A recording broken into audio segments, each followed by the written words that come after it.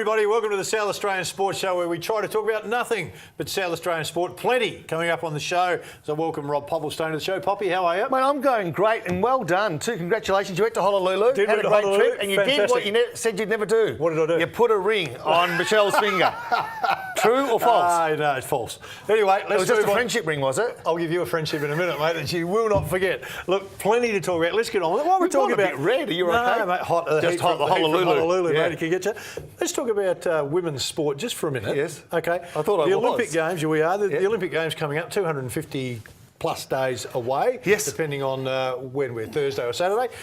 Channel 7 are rumoured to be having one of their network channels showing nothing but women's Olympic sport. How do you think that would rate? It probably wouldn't rate as all men's sport.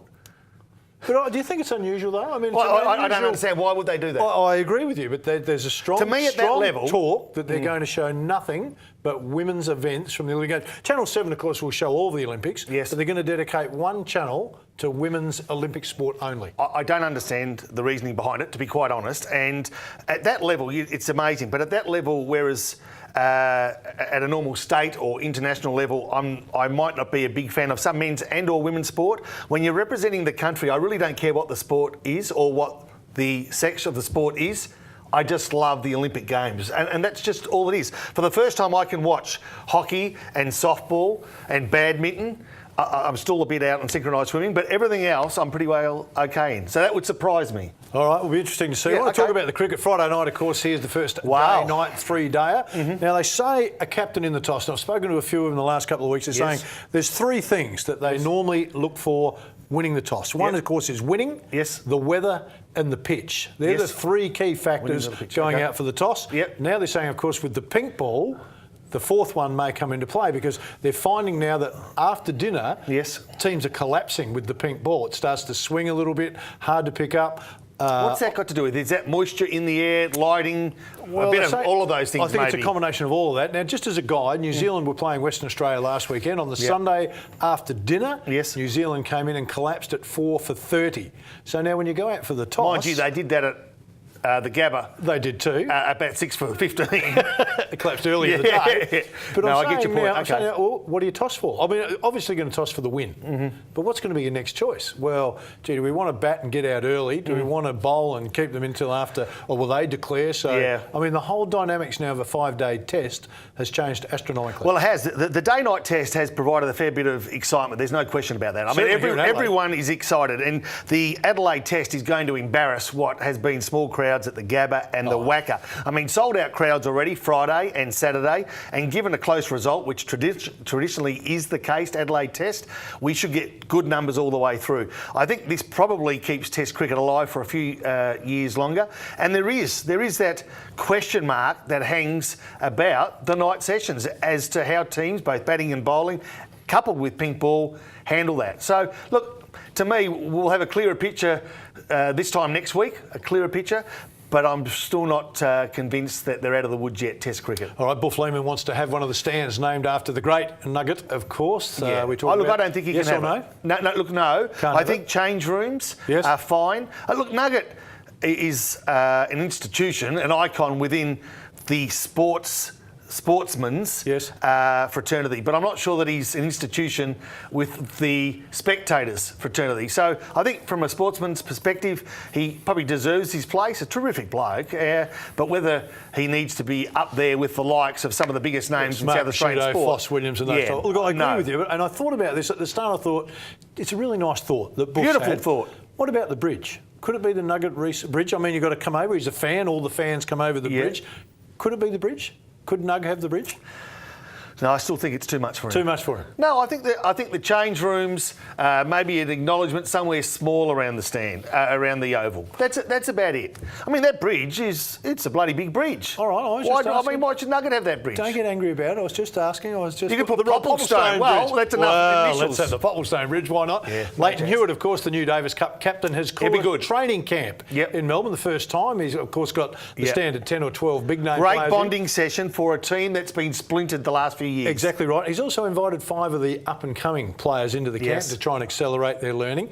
Do you sense that Leighton's going to bring a bit more of a footballer, team-type mentality to Davis Cup? I reckon the camp's a great idea, and I think Leighton's going to be terrific. And that's what it appears like. He's bringing more the team concept into this. Yeah, and I think that footballing mentality that he's grown up with will help.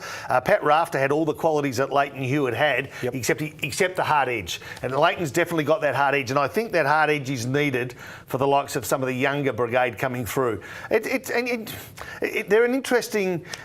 They're interesting personalities. From outside looking in, how do you handle a Kyrgios and a Tomic when you've got a Cocky and a Groth who are all completely different but amazing talents? Look, I think you've got to accept in the end that there's different personalities. Yep. They're individuals trying to come in and play a team sport, so you're going to have to buy in a little bit to that. I suspect that Tomic's starting to mature a little bit now, and he may be able to, along with Leighton, because Leighton went through a little bit of that, not certainly to the extent that these guys have done it. So I think with his respect, he can steer them quicker than perhaps other people could. And he can always come back. And the other thing he's talked about is getting Masua, keeping him involved. You know, Newcomb and Roach, all these people that he's had contact with, I suspect that along the track he'll bring them in.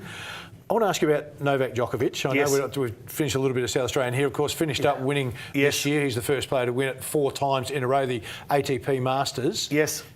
He's won 82 of 88 matches this season. Is he the best tennis player of all time? I asked a guy I respected greatly on Monday about the modern era. Yes. But now I'm thinking he may be the greatest tennis player of all time. Yeah. See, to me, I've loved Federer for all the same reasons that I respect Djokovic, and that is that he's a quality player, that his temperament and his behaviour on court is exemplary, but he's just brilliant to watch, and he's stood the test of time. So, to me, I still put Federer up there because he's a beautiful person to watch to play tennis. I mean, his style is just gorgeous, really. Djokovic is more that real workman-like. And over the journey, we've been blessed with some of the best tennis players. Really, if you look at the last 2 decades, there's been an amazing amount of great tennis players, everything from Sampras to Edberg to McEnroe. I mean, they've just been fantastic. Gorgeous tennis player. Bruce McAvaney and delicious. Now, you know where you're going with this? Yeah, no, I don't. No, it's not going to end well for you. Can we maybe edit that gorgeous word out? No, that's staying in there. That will be one of the highlights at the end of the year. In saying that, there have been some tremendous players. If Djokovic is number 1 at the moment, which he is in the world, one of the things, that's a personal thing that I really like about him, is he's got a charisma. When he's getting interviewed, he's got a sense of humour. And look, he's serious, but he has fun on the court. Andy Murray is number 2 in the world.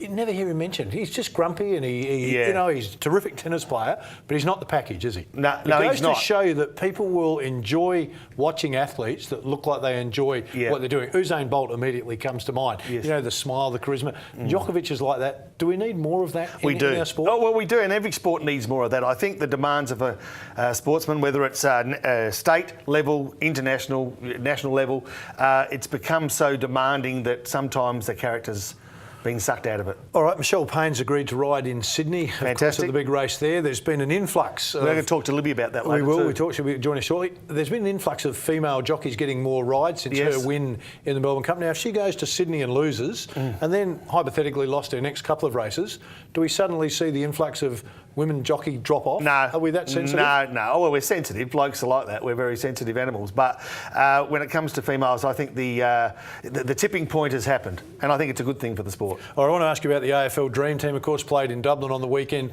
They lost 56 to 52. Has anyone? Let me ask you this: has anyone actually got any interest?